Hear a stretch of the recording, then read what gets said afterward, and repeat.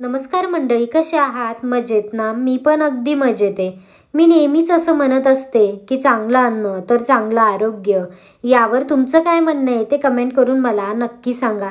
चला तर मग आज आपण बनवणार आहोत रक्षाबंधन विशेष मखाण्याची काजू कतली. त्यासाठी 1 वाटी मखाना कमी गॅसवर तूप न घालता हे भाजून घ्यायचं आणि अर्धी वाटी काजू मिक्सरला पल्स मोडमध्ये फिरून घ्यायची. भाजलेला मखाना सुद्धा या मिक्सी जारमध्ये घेऊन तोही या पद्धतीने बारीकच असा मिक्सरला फिरून घ्यायचा. बघू शकताय हा मखाना मी या पद्धतीने मिक्सरला बारीक असा फिरून घेतलेला आहे. आता आपण बनवणार आहोत काजू कतलीसाठी मेन पार्ट असतो तो म्हणजे चाचणी. त्यासाठी काय करायचं, अर्धी वाटी साखर आणि साखरेचं अर्धी पाणी घालून साखर पूर्णतः या पाण्यात विरघळून घ्यायची. ही साखर पूर्ण पाण्यात विरघळली की गरम करायला ठेवायची.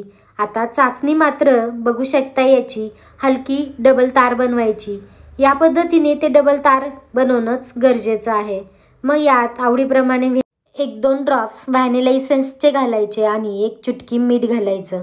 हे सर्व एकत्र मिक्स करायचं.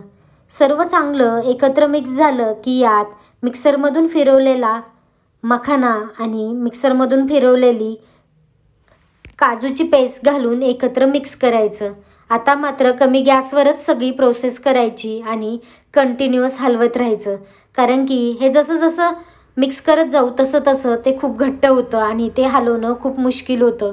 आणि याला अजून चांगली शाईन येण्यासाठी यात 2 चमचे तूप घालायचं आणि हे एकत्र मिक्स करायचं. म्हणजे याला बघू शकता या पद्धतीने चांगली चकाकी येते.